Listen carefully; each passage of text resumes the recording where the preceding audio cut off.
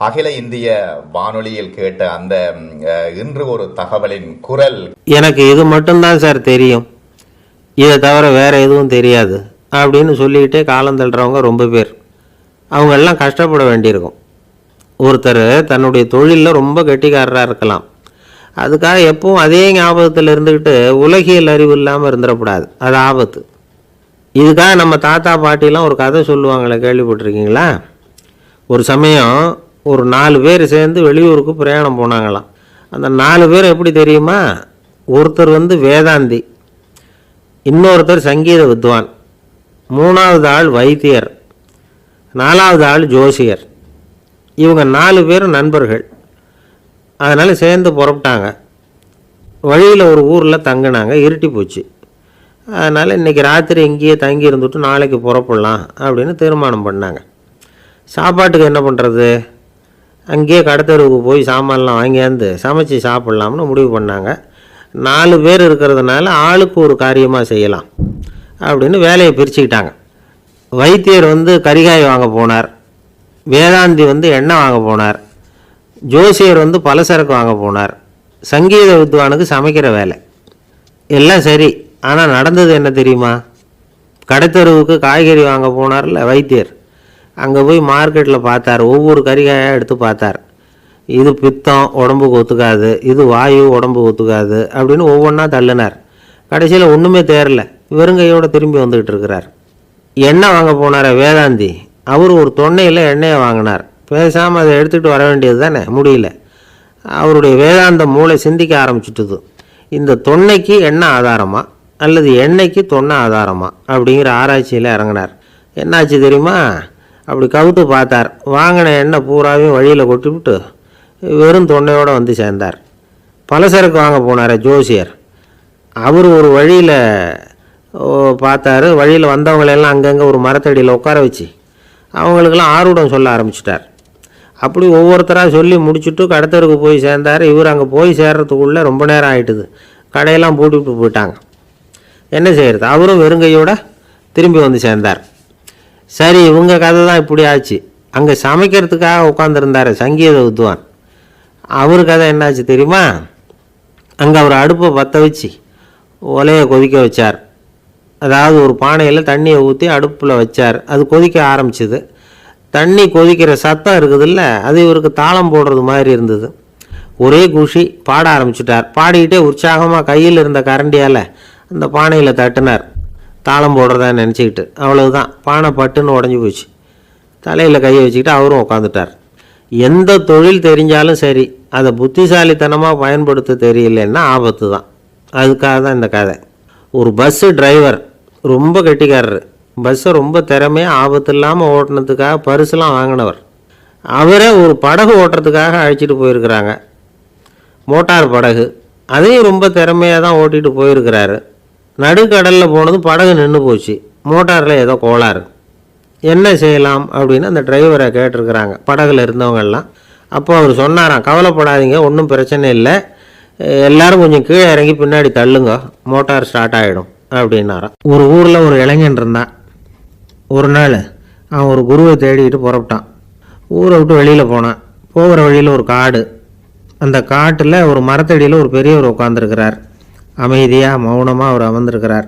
இந்த பெரியவரை விசாரிக்கலாம், குருவை தேடி கண்டுபிடிக்கிறதுக்கு இவர் ஏதாவது ஒரு வழி சொல்லி கொடுப்பார் அப்படின்னு நினச்சிக்கிட்டு அவரை நெருங்கினான். ஐயா, எனக்கு ஒரு குரு தேவை, எங்கே கிடைப்பார்? அவரை எப்படி அடையாளம் கண்டுபிடிக்கிறது? அதை பற்றி ஏதாவது விவரம் சொன்னீங்கன்னா நான் கண்டுபிடிச்சிக்குவேன் அப்படின்ட்டுருக்கான். பெரியவர் நிமிர்ந்து பார்த்தார். தம்பி, அது ரொம்ப சுலபம். அவர் வயசானவராக இருப்பார், என்னை விட சுமார் 30 வயசு அதிகமாக இருக்கும். அவர் ஒரு மரத்தடியில் தான் உட்காந்துருப்பார் அப்படின்ட்டுருக்கான். சரிங்க பெரியவரே, அது என்ன மாதிரியான மரம், எப்படி இருக்கும் அப்படின்னு கேட்டிருக்கான். பெரியவர் அந்த விவரங்களையும் சொல்லியிருக்கிறாரு.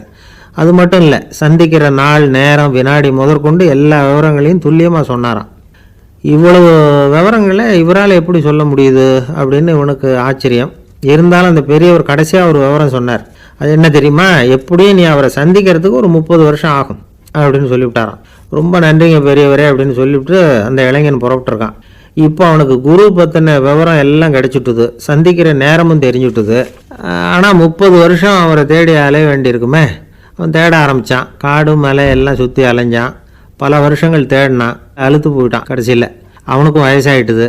கடைசியில் தன்னுடைய சொந்த ஊருக்கே திரும்பி போய்கிட்டு இருந்தான். அங்கே ஒரு மரத்தடியில் அவன் தேடிக்கிட்டு இருந்த குருநாதர் கிடைச்சார்.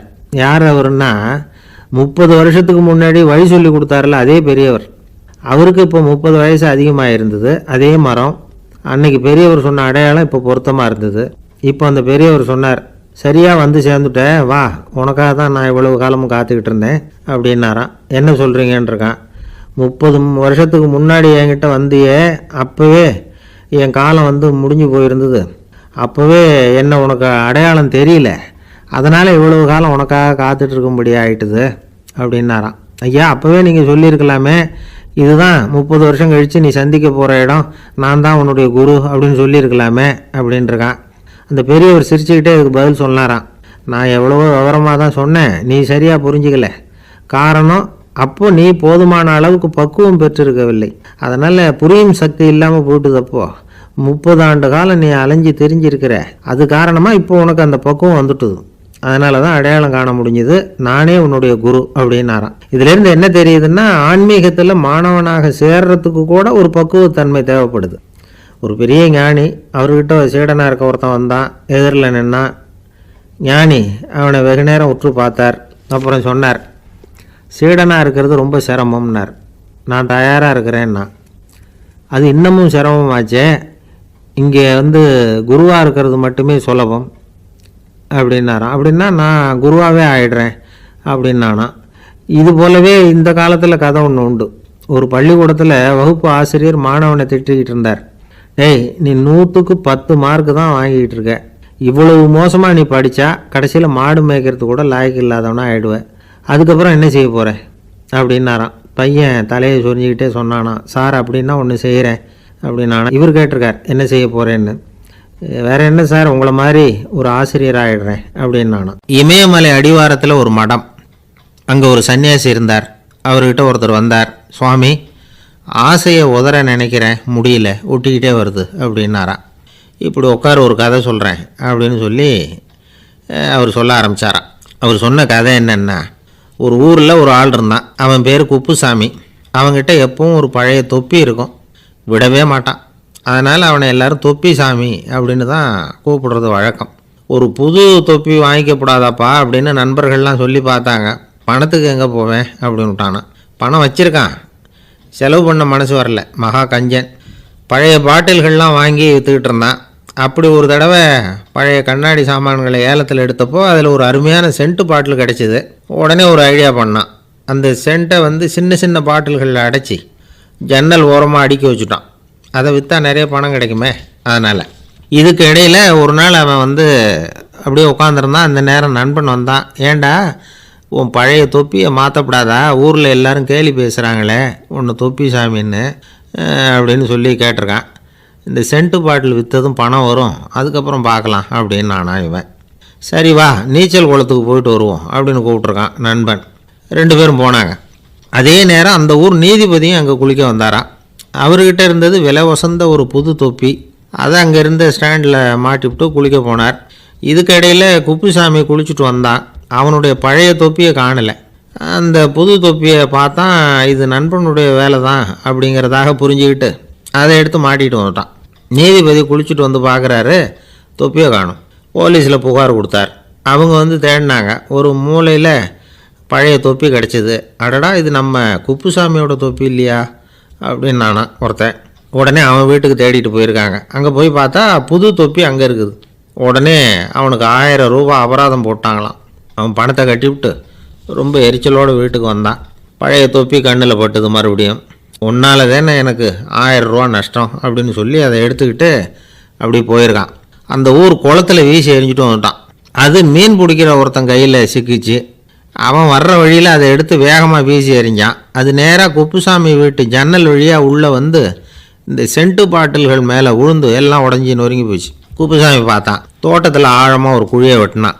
அந்த தொப்பியை போட்டான், மூடிவிட்டான். இதை அடுத்த வீட்டுக்காரன் பார்த்தான். ஏதோ புதையல் தான் வச்சுருக்கான் போல இருக்குன்னு நினச்சான். போலீஸில் போய் புகார் கொடுத்துட்டான். மறுபடியும் போலீஸ் குழியை தோண்டினாங்க. பழைய தொப்பி மறுபடியும் வெளியில் வந்தது. எல்லோரும் சிரிக்கிறாங்க. அன்னைக்கு ராத்திரியே அந்த தொப்பியை எடுத்துக்கிட்டு நேராக புறப்பட்டான். ஒரு கல்லில் அதை சேர்த்து கட்டி குடிநீர் தொட்டி இருக்கும்ல, அதில் போட்டுட்டு வந்துட்டான். இனிமேல் என்ன பண்ணும் பார்ப்போன்னு. ஒரு நாள் திடீர்னு குழாயெல்லாம் அடைப்பட்டு போச்சு. மாநகராட்சி அலுவலர்கள் வந்து என்னன்னு பார்த்தா அந்த பழைய தொப்பி குழாயை அடைச்சிக்கிட்டு இருக்குது. இது குப்புசாமியோட தொப்பிங்கிறது தான் எல்லாருக்கும் தெரியுமே. உடனே குடிநீரை வந்து பாழாக்கணத்துக்காக குப்புசாமிக்கு கோர்ட்டு 2500 ரூபா அபராதம் போட்டுவிட்டுது. அதையும் கட்டிவிட்டு வெளில வந்தான். கடைசியாக முடிவு பண்ணான். ஒரு நெருப்பு குச்சியை கிழிச்சான், தொப்பியை கொளுத்தினான், எரிஞ்சுது. எடுத்து வெளில எரிஞ்சான். கொஞ்ச நேரத்தில் தீ அணைப்பு படம் வந்துட்டுது. ஆமாம், இவன் எடுத்து எரிஞ்சது வெளியில் விழுந்து வீட்டு கூரையே பற்றிக்கிட்டு எரிய ஆரம்பிச்சுட்டுது. அவனோட பணத்தாசையும் அதோடு சேர்ந்து எரிஞ்சு போச்சான். இப்படி ஒரு கதை. இந்த கதையை சொல்லி முடித்தார் அந்த இமயமலை அடிவாரத்தில் இருந்த சன்னியாசி. இப்போ அந்த குப்புசாமி எங்கே இருக்கிறான்னு கேட்டார் எதிரில் இருந்தவர். இதோ உன் எதிரிலே இருக்கிறான், நான் தான் அந்த குப்புசாமி அப்படின்னாரான் அந்த சன்னியாசி. அந்த குப்புசாமிகிட்ட இருந்தது மாதிரி ஒரு பழைய தொப்பி நம்ம ஒவ்வொருத்தர்கிட்டையும் உண்டு. அதை எப்படி தொலைக்கிறதுன்னு தெரியாமல் தடுமாறிக்கிட்டு இருக்கிறோம். அது என்ன தொப்பிங்கிறீங்களா? அதுதான் நம்மை சூழ்ந்திருக்கிற மாயை அப்படிங்கிறார் சுவாமி சின்மயானந்தர். மெய்ஞானம் கிடைக்கிறப்போ மாயை வந்து எரிஞ்சு போகும் அப்படிங்கிறது அவருடைய கருத்து. நம்மால் ஒருத்தர் வேகமாக ஓடி வந்தார். காலில் மாட்டியிருந்த பழைய செருப்பு ரெண்டையும் ஆவேசமாக தூக்கி ஒரு கிணத்துல போட்டுட்டு வெறுங்காலோடு நடந்து வந்துக்கிட்டு இருக்கிறார். ஏன் அப்படி பண்ணீங்க அப்படின்னு கேட்டோம். அந்த செருப்புக்கு சொந்தக்காரன் வந்து பின்னாடி வந்துக்கிட்டு இருக்கிறான், அதனால் அப்படி பண்ணேன் அப்படிங்கிறார் இவர். காசியில் இருக்கிற கடவுள் காசி விஸ்வநாதர், அங்கே இருக்கிற தேவி காசி விசாலாட்சி. இவங்க 2 பேரும் ஒரு நாள் பேசிக்கிட்டு இருந்தப்போ கடவுள் சொன்னார், இந்த மனிதர்களை நாம் ரொம்பவும் நம்பிக்கையோடு தான் படைச்சிருக்கிறோம், இருந்தாலும் அவங்களுக்கு தான் நம்பிக்கை இல்லை, எதுலேயும் ஒரு உண்மையான நம்பிக்கை இல்லாமல் வாழ்ந்துக்கிட்டு இருக்கிறாங்க அப்படின்னார். என்ன அப்படி சொல்கிறீங்க? அதோ பாருங்கள், எவ்வளவு பேர் காசியை தேடிட்டு வந்து கங்கையில் குளிச்சுக்கிட்டு இருக்கிறாங்க. அவங்களெலாம் நம்பிக்கை இல்லைன்னா இவ்வளவு தூரம் தேடிட்டு வந்து இங்கே குளிப்பாங்களா அப்படின்னு நாங்கள் தேவி. சரி, அதை சோதித்து பார்க்கலாம் அப்படின்னு 2 பேரும் முடிவு பண்ணிக்கிட்டாங்க. உடனே ஒரு திட்டம் போட்டாங்க. அது எப்படின்னா, நாம் 2 பேருமே பக்தர்கள் மாதிரி உருவத்தை மாற்றிக்கிட்டு கங்கை கரைக்கு போக வேண்டியது. நான் வந்து கங்கையில் இறங்கி குளிக்கிறேன். கொஞ்ச நேரத்தில் சுழலில் மாட்டிக்கிட்டது மாதிரி நடிக்கிறேன். நீ உடனே கரையிலிருந்து சத்தம் போடும், என்னோடய வீட்டுக்காரரை யாராவது காப்பாற்றுங்களேன்னு சத்தம் போடும். அதோடு இன்னொன்று சொல்லு, யாராவது ஒரு புண்ணிய ஆத்மா அவர்கிட்ட போய் அவருடைய முடியை பிடிச்சி இழுக்கணும். அப்படி ஒரு சாபம் இருக்குது எங்களுக்கு. புண்ணிய ஆத்மா, அதாவது எந்த பாவமும் செய்யாத இல்லாத ஒருத்தர் தான் அவரை காப்பாற்ற முடியும். அப்படிப்பட்டவங்க யாராவது வெள்ளத்தில் குதித்து என்னுடைய கணவரை காப்பாற்றுங்கோ அப்படின்னு நீ சத்தம் போடு, கூச்சல் போடு, என்ன நடக்குதுன்னு பார்க்கலாம் அப்படின்னார் கடவுள். சரின்னு சொல்லி 2 பேருமா சாதாரண பக்தர்கள் மாதிரி கங்கை கரைக்கு வந்து சேர்ந்தாங்க. அவர் இறங்கி குளித்தார். திட்டம் போட்டது மாதிரியே சுழலில் மாட்டிக்கிட்டது மாதிரி கத்துனார்.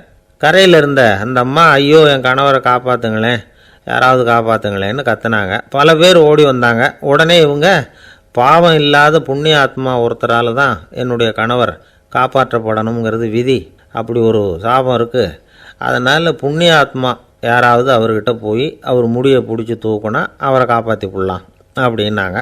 இவங்க இப்படி சொன்னதும் எல்லோரும் திகைச்சு போய் நின்றுட்டாங்க. ஒவ்வொருத்தருக்கும் அவங்க செஞ்ச பாவம்லாம் ஒவ்வொன்றா ஞாபகத்துக்கு வர ஆரம்பிச்சுட்டுது. சரி, இதுக்கு நாம் லாயக்கு இல்லை அப்படின்னு சொல்லி ஒதுங்கி போக ஆரம்பிச்சிட்டாங்க எல்லாம். இந்த சமயத்தில் யாரோ ஒருத்தர் வேகமாக ஓடி வந்தார். ஆற்றுல குதித்தார். அவர்கிட்ட போனார், முடியை பிடிச்சார், தூக்குனார், அவரை காப்பாற்றி கரைக்கு கொண்டுட்டு வந்துட்டார். அப்படி காப்பாற்றின அந்த ஆளை இவங்க 2 பேரும் தனியாக கூப்பிட்டுக்கிட்டு ஒரு மண்டபத்துக்கு வந்துட்டாங்க. வந்து விசாரிக்கிறாங்க. நீ யாரப்பா அப்படின்னு கேட்குறாங்க. ஏதும் தெரியாத மாதிரி. நான் இந்த ஊர் அன்ன சத்திரத்தில் வேலை செய்கிற ஒரு சமையல்காரன் அப்படிங்கிறார். நீ வந்து கங்கையில் குளிக்கிறது உண்டான்னு கேட்டிருக்காங்க.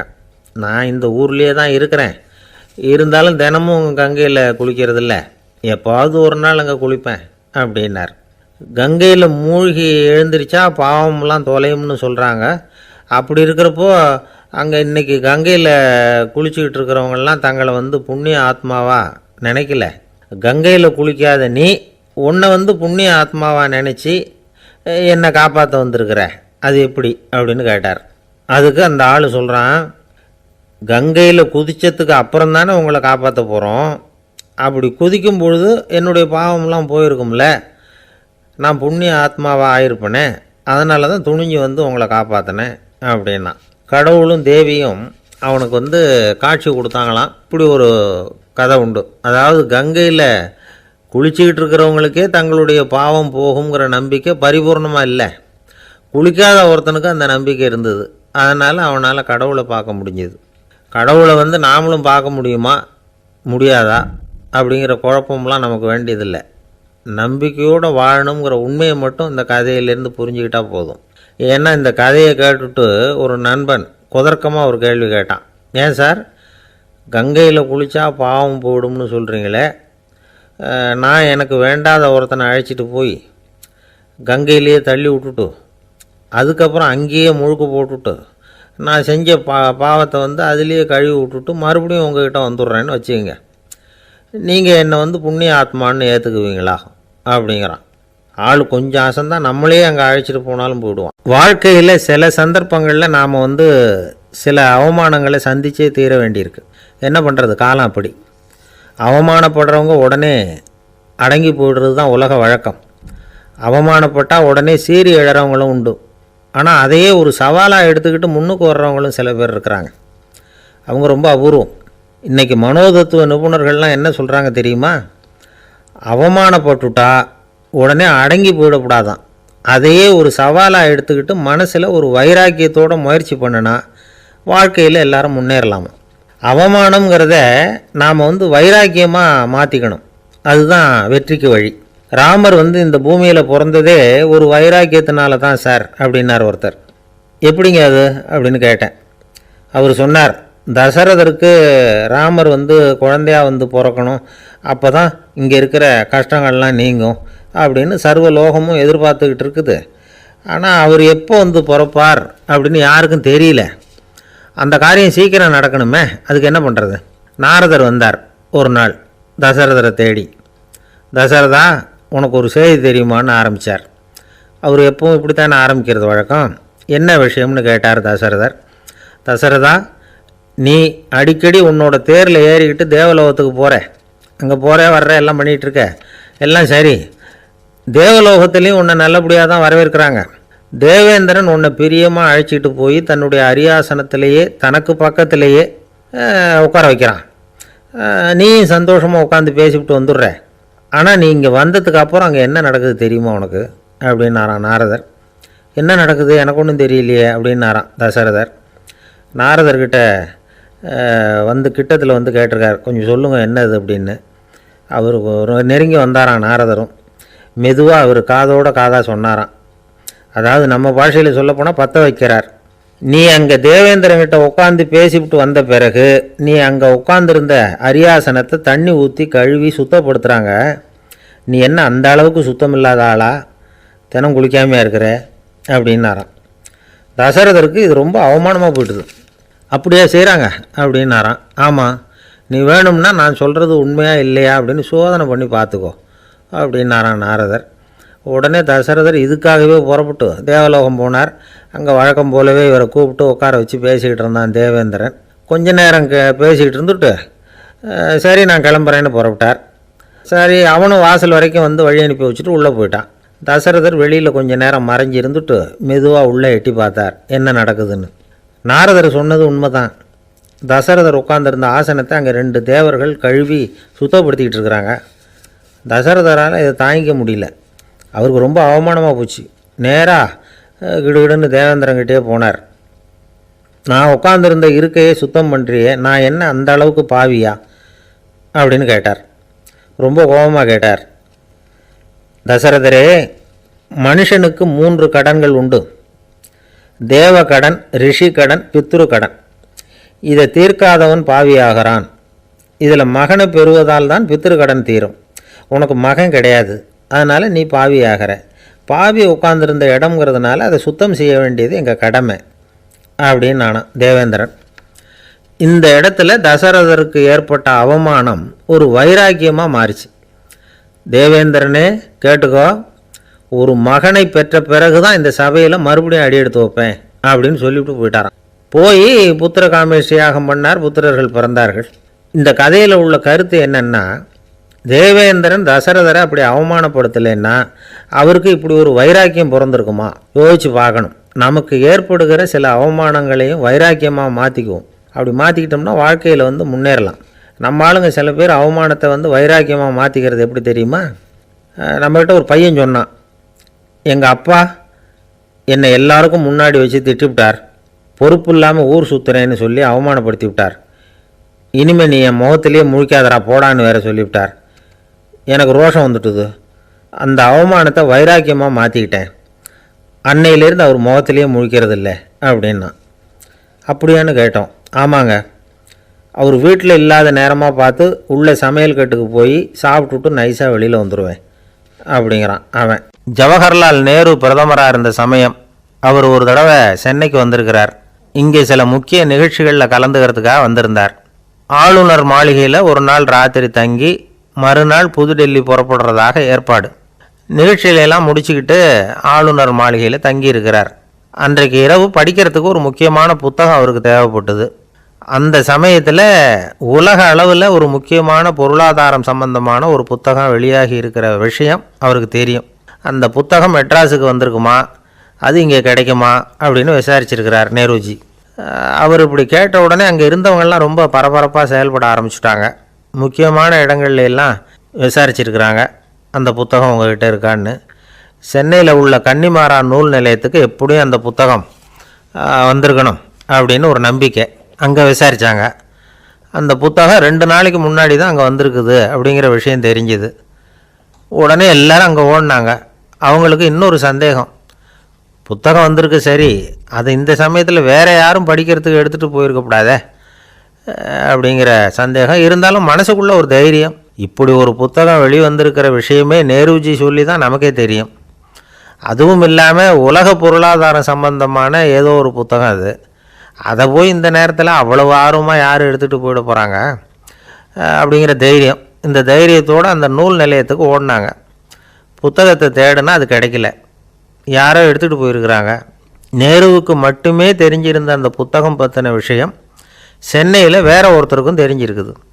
உடனே எல்லாரும் பரபரப்பாக அந்த அதுக்குன்னு இருக்கிற ரிஜிஸ்டர் இருக்குல்ல, பதிவேடு, அதை புரட்டி பார்க்குறாங்க யார் எடுத்துகிட்டு போகிறாங்கன்னு தெரிஞ்சுக்கிறதுக்காக. எடுத்துகிட்டு போனவங்க அதில் கையெழுத்து போட்டிருப்பாங்கல்ல, அதை பார்த்து யாருன்னு தெரிஞ்சுக்கலாம் அப்படிங்கிறதுக்காக தான் அதை புரட்டுறாங்க. அதோ அந்த புத்தகத்தோட பேர் பக்கத்தில் அதை எடுத்துக்கிட்டு போனவங்க கையெழுத்து உத்து பார்க்குறாங்க எல்லாரும். அதில் போட்டிருக்குது பேர் CN அண்ணாதுரை அப்படின்னு எழுதியிருந்தது. அவர் தான் பேரறிஞர் அண்ணா. நேரு படிக்க விரும்பின ஒரு புத்தகத்தை அதே நேரம் படிக்க விரும்பின இன்னொரு தலைவர் இவர். படிக்கிறதுல அவருக்கு இருந்த ஆர்வத்தை நாம் தெரிஞ்சுக்கணும்னா அதுக்கு எவ்வளவோ சம்பவங்கள் இருக்குது. கடைசி காலத்தில் அவர் அடையாறு மருத்துவமனையில் படுத்திருக்கிறார். அவருக்கு ஒரு முக்கியமான அறுவை சிகிச்சை செய்ய வேண்டியிருக்குது அவசரமாக. அமெரிக்காவிலேருந்து டாக்டர் மில்லர் வந்திருக்கிறார். அவர்கிட்ட கேட்குறார், டாக்டர் நாளைக்கே அறுவை சிகிச்சை செய்ய போகிறீங்களா அப்படின்னு. ஆமாங்கிறார் டாக்டர் மில்லர். நாளைக்கு மறுநாள் செஞ்சுக்கிறேனே அப்படின்னாரான் அண்ணா. ஏன் ஏதாவது நாள் பார்க்குறீங்களான்னு கேட்டிருக்கார். இல்லை, ஒரு புத்தகத்தை படிச்சுக்கிட்டு இருக்கிறேன், அதை நாளைக்குள்ளே முடிச்சிருவேன், அதுக்கப்புறம் நான் இறந்தாலும் கவலை இல்லை அப்படின்னாரான் இவர். அவர் தான் அறிஞர் அண்ணா. சங்ககால நூல்கள்லேருந்து சமீபத்தில் வந்த நூல்கள் வரைக்கும் எல்லாம் அவர் படிச்சிருக்கிறார். ஒரு திருமண விழாவில் அவர் பேசும்பொழுது சொன்ன விஷயம் இது. சங்க காலத்தில் காதலியை மணக்க விரும்புகிறவனுக்கு அவனுடைய தந்தை வீர சோதனைகள்லாம் வைப்பார். போய் புலிப்பல் கொண்டுக்கிட்டு வா, அப்போ தான் என் பொண்ணை கொடுப்பேன் அப்படின்னு சொல்லுவார். காதலன் உடனே காட்டுக்கு போவான், ஒரு புலியை கொன்று அதனுடைய பல்லை கொண்டுக்கிட்டு வருவான். அதை வீர பதக்கத்தில் பதிச்சு அவனுக்கு மாமனார் சூட்டுவார் கல்யாண சமயத்தில். இப்போலாம் காதலன் கிட்ட அப்படி சொல்ல முடியாது. இப்போலாம் காதலன்கிட்ட காட்டுக்கு போய் புலிப்பல் கொண்டுக்கிட்டு வான்னு யாராவது சொன்னால் புலி தான் மாப்பிள்ளையாக வந்து சேரும் அப்படின்னார். ஒரு கடைக்கு போனேன், 5 ரூபா பணத்தை எடுத்து கொடுத்தேன். ஒரு தினசரி பத்திரிகையை கேட்டேன். அவர் உடனே அங்கே அடுக்கி வச்சுருந்த பத்திரிகையில் ஒன்று எடுத்து என் கையில் கொடுத்தார். வாங்கிக்கிட்டேன். மீதி பணத்தை எடுத்தார். அதையும் என் கையில் கொடுக்கணும்ல, கொடுக்கல. எதிரில் இருந்த பலகையில் வச்சு எடுத்துக்க சொன்னார். எப்பவும் அவர் அப்படி தான் பண்ணுவார். நானும் எடுத்துக்கிட்டு வந்துடுவேன். இவர் ஏன் இப்படி பண்ணுறாருங்கிறது எனக்கு ரொம்ப நாளாக ஒரு சந்தேகம். ஒரு நாள் அவர்கிட்டயே இதை கேட்டுவிட்டேன். ஏங்க, நீங்கள் உங்கள் கடைக்கு வந்து பொருள்கள் வாங்குறவங்களுக்கு நீங்கள் பாக்கி சில்லறையை கொடுக்குறப்போ பலகையில் வச்சு விட்றீங்க, கையில் கொடுக்க மாட்டேங்கிறீங்களே, ஏன் அப்படின்னு கேட்டேன். காசை கையில் கொடுத்தா நம்மக்கிட்ட இருக்கிற லட்சுமி போயிடுவா சார் அப்படின்னார். அதாவது பணம் செலவாயிடும் அப்படின்னு அர்த்தமா. இன்னொரு நண்பர், அவர் ஒரு நாள் வழக்கத்துக்கு மாறாக ரொம்ப சோகமாக உட்காந்துருக்கிறார். ஏங்க என்னாச்சு, ஏன் இப்படி கப்பலே கவிழ்ந்தது மாதிரி உட்காந்துருக்குறீங்க அப்படின்னு கேட்டேன். கப்பலே கவிழ்ந்திருந்தா கூட நான் இப்படி கவலைப்பட மாட்டேன் சார், வேற ஒன்று நடந்து போச்சுன்னார். என்னன்னு கேட்டேன். என் உச்சந்தலையில் பல்லி ஒன்று விழுந்துட்டுதுன்னார். அதுக்காகவா இப்படி அப்படின்னு ஆச்சரியப்பட்டேன். ஆமாங்க, பல்லி உச்சந்தலையில் விழுந்தால் பலன் என்னன்னு பஞ்சாங்கத்தில் பார்த்தேன், மரணம்னு போட்டிருக்கு அப்படின்னு சொல்லிவிட்டு அவர் தொடர்ந்து கவலைப்பட ஆரம்பிச்சிட்டார். இப்படியும் ஒருத்தர், என் கூட வேலை பார்க்குற ஒருத்தர் எப்படி தெரியுமா, தினமும் வலது காலை வச்சு தான் ஆஃபீஸுக்கு உள்ளே நுழைவார். என்னைக்காவது தவறுதலாக இடது காலை வச்சு உள்ளே வந்துட்டார்னா அன்னைக்கு பூரா மனசு சங்கடப்படுவார், எந்த வேலையும் சரியாக ஓடாது. கேரம் போர்டு ஆடுற ஒருத்தர் எப்போ ஆட உட்காந்தாலும் ஸ்ட்ரைக்கரை கை தவறி கீழே விழுற மாதிரி பண்ணி அதுக்கப்புறம் அதை எடுத்துக்கிட்டு ஆட உட்காருவார். ஏன்னா எப்போது ஒரு தடவை நிஜமாகவே அது கை தவறி கீழே விழுந்திருக்குது, அன்னைக்கு பிரமாதமாக ஜெயிச்சுட்டார். உடனே ஒரு முடிவுக்கு வந்துட்டார், கை தவறுனா லாபம் அப்படின்னு. அதுக்கப்புறம் அதையே பழக்கமாக்கிக்கிட்டார். பூனை குறுக்க போனால் சகனம் சரியில்லைன்னு நினைக்கிறவங்க உண்டு. ஆனால் ஒருத்தர் எப்படி தெரியுமா, அவர் வெளியில் கிளம்புற சமயம் பக்கத்து வீட்டு ரேடியோவில் மியாவ் மியாவ் பூனை குட்டின்னு பாட்டு சத்தம் கேட்டால் கூட போதும், சகனம் சரியில்லைன்னு பிரயாணத்தை கேன்சல் பண்ணிவிடுவார். இப்போ இவ்வளவும் எதுக்கு சொல்கிறோம்னா, அளவுக்கு மீறின சகுன நம்பிக்கைகள் இருக்குது பாருங்கள், இதோட பயமும் சேர்ந்துக்கிட்டதுன்னு வச்சுக்கோங்க, இது ஒருத்தருடைய மனநிலையை பாதிச்சிடும். இது உளவியல் நிபுணர்கள் சொல்கிற கருத்து. வாழ்க்கையே தடுமாற வச்சிரும். பாதுகாப்பு இல்லாத உணர்வு, ஒரு விதமான டிப்ரெஷன் மனநிலை, இதெல்லாம் தான் இதுக்கு காரணமாக அமையலாம். ஒரு காலத்தில் பிரஷ்யா அப்படின்னு ஒரு தேசம் இருந்தது. இப்போ ஜெர்மனி இருக்குல்ல, இதோட பெரும்பகுதி ஒரு காலத்தில் பிரஷ்யாங்கிற பேரில் இருந்தது. அப்போ அதுக்கு அரசராக இருந்தவர் மகா ஃப்ரெடரிக், அதாவது ஃப்ரெடரிக் தி கிரேட் அப்படின்னு சொல்லுவாங்க. அந்த ராஜாவுக்கு ஒரு சந்தேகம், நாம் பல வகையான வரிகளை விதித்து வசூல் பண்ணுறோம், அப்படி பண்ணி வருமானம் குறைஞ்சிக்கிட்டே போகுதே, இதுக்கு என்ன காரணமாக இருக்கும்? இதுதான் அவருக்கு ஏற்பட்ட சந்தேகம். ஒரு சமயம் அந்த அரசர் தம்முடைய அமைச்சர்களையும் பிரபுக்களையும் தளபதிகளையும் கூப்பிட்டு ஒரு விருந்து வச்சார். விருந்து முடிஞ்சதும் அவங்கள பார்த்து இந்த சந்தேகத்தை கேட்டார். வரிகள் அதிகமாக விதித்து வருமானம் குறையறதுக்கு என்ன காரணம் அப்படின்னு கேட்டார். பல பேருக்கு இதுக்கு சரியாக பதில் சொல்ல தெரியல. அனுபவசாலியான ஒரு தளபதி எழுந்திரிச்சார். அரசே, அது எப்படிங்கிறத இப்போ உங்களுக்கு காட்டுறேன்னார். உடனே ஒரு பெரிய பனிக்கட்டி ஒன்றை தன்னுடைய கையில் எடுத்தார். அதை அப்படியும் எப்படியும் திருப்பி பார்த்தார். அப்புறம் அடுத்தவர்கிட்ட கொடுத்தார். அவர் அதை அப்படியும் எப்படியும் திருப்பி பார்த்துட்டு அடுத்தபடியாக இருந்தவர்கிட்ட கொடுத்தார். இப்படியே இதை ஒவ்வொருத்தராக பார்த்துட்டு ஒவ்வொரு கையாக மாறி கடைசியில் மன்னர் கைக்கு போய் சேர்ந்தது. மன்னர் கைக்கு அந்த பனிக்கட்டி போய் சேர்ந்தப்போ அது கொஞ்சம் கொஞ்சமாக உருகி ஒரு பட்டாணி கடலை சைஸுக்கு ஆகிட்டுது. மன்னர் யோசனை பண்ணார், வரி அதிகமாக போட்டாலும் சேர்றது குறைவாக இருக்கிறதுக்கு என்ன காரணம் அப்படிங்கிறது அவருக்கு புரிஞ்சு போச்சு. காலம்தான் மாறிட்டு இருக்கே தவிர இந்த கையூட்டு வாங்குகிற பழக்கம் மாறினதாக தெரியல. இன்னொரு ராஜா இருந்தார். அவர் தன்னுடைய ராஜாங்கத்தில் லஞ்ச ஊழலே சுத்தமாக இருக்கக்கூடாது அப்படின்னு நினச்சார். அவர்கிட்ட பல்வேறு துறைகளுக்கும் பொறுப்பாக இருந்த பல பேரும் ரொம்ப சுத்தமாகவும் நேர்மையாகவும் இருந்தாங்க. ஒரே ஒருத்தர் மட்டும் எல்லார்கிட்டையும் லஞ்சம் வாங்கிட்டே இருந்தார். அவரை வேறு துறைகளுக்கு மாற்றி பார்த்தாரு. அந்த ராஜா என்னென்னமோ பண்ணி பார்க்குறாரு, எந்த வேலையை கொடுத்தாலும் அதுலேயும் லஞ்சம் வாங்கிறதுக்கு ஒரு வழியை உண்டு பண்ணிக்குவார் அந்த ஆள். ராஜாவுக்கு இது ஒரு பெரிய தலைவலியாக போட்டுது. இவர் என்ன பண்ணுறது, இவருக்கு என்ன வேலையை கொடுக்கறது, கொஞ்சம் கூட லஞ்சம் வாங்கிறதுக்கு சான்ஸே இல்லாத ஒரு வேலையை கொடுக்கணும் அப்படின்னு திட்டம் போட்டார். ஒரு நாள் அவருக்கு அந்த உத்தரவும் போட்டுட்டார். அதாவது அவருக்கு என்ன வேலைன்னா, கடற்கரையில் தான் அவருக்கு ஆஃபீஸ், அங்கேயே இருந்துக்க வேண்டியது. தினமும் எத்தனை கடல் அலை கரையில் மோதுது அப்படிங்கிறத கணக்கெடுத்து ராஜாவுக்கு தெரிவிக்க வேண்டியது. இதுதான் அவருக்கு வேலை. பேசாமல் அலையை எண்ணிட்டு உட்காந்துருக்கட்டும், அப்போவாவது அவர் லஞ்சம் வாங்குகிற சந்தர்ப்பம் இல்லாமல் போயிடும் அவருக்கு அப்படின்னு நினச்சார் ராஜா. இந்த ஆள் கடற்கரைக்கு போய் டியூட்டியில் ஜாயின் பண்ணிக்கிட்டார். ஒரே மாதத்தில் அங்கே சொந்தமாக ஒரு பிரம்மாண்டமான மாளிகை கட்டிவிட்டார். ராஜாவுக்கு இது பெரிய ஆச்சரியமாக போச்சு. அலையை என்ற வேலையில் அந்த ஆள் எப்படி பணம் சம்பாதிச்சார் அப்படின்னு விசாரித்து பார்த்தார் அக்கம் பக்கத்தில். அந்த ஆள் என்ன பண்ணியிருக்கிறாருன்னா, கடற்கரையில் போய் பொறுப்பை ஏற்றுக்கிட்ட உடனே அங்கே இருந்த மீனவர்கள்கிட்ட எல்லாம் இந்த கரையில் ஒரு நாளில் மோதுகிற அலைகள் எத்தனை அப்படின்னு கேட்டிருக்காரு. அது எப்படிங்க தெரியும்னு இருக்காங்க அவங்க. தினமும் அந்த எண்ணிக்கை தெரியணும். நம்ம ராஜாவுக்கு தினமும் அறிக்கை அனுப்பணும், டெய்லி ரிப்போர்ட்டு. தவறுனா நீங்கள் இந்த கடலில் போய் மீன் பிடிக்கிறதுக்கு ராஜாவோட அனுமதி கிடைக்காது. அப்படின்ட்டுருக்காரு. உடனே மீனவர்கள்லாம் பயந்து போட்டாங்க. கடலுக்கு போகிறதுக்கு அனுமதி இல்லைன்னா பட்டினி கிடக்கிறது மாதிரி ஆகிடுமே. மெதுவாக அந்த ஆளுகிட்ட போனாங்க. காதோட காதாக சொன்னாங்க, ஐயா எங்களால் கடல் அலையை எண்ண முடியாது. தினமும் எங்களால் முடிஞ்சதை உங்களுக்கு பணமாக கொடுத்துட்றோம். நீங்கள் தான் ராஜா கிட்ட சிபாரிசு பண்ணி நாங்கள் தொடர்ந்து மீன் பிடிக்கிறதுக்கு அனுமதி வாங்கி கொடுக்கணும் அப்படின்னு வேண்டிக்கிட்டாங்க. பணம் தினமும் சேர ஆரம்பிச்சுட்டுது. பதவியில் மற்ற பதவியோட இந்த பதவி எவ்வளவோ மேல் அப்படின்னு நினச்சிட்டோம் அந்த ஆள். அது மட்டும் இல்லை, தயவு பண்ணி என்னை இந்த இடத்த விட்டு மாற்றி விடாதீங்க சார் அப்படின்னு வேற கேட்க ஆரம்பிச்சிட்டானா.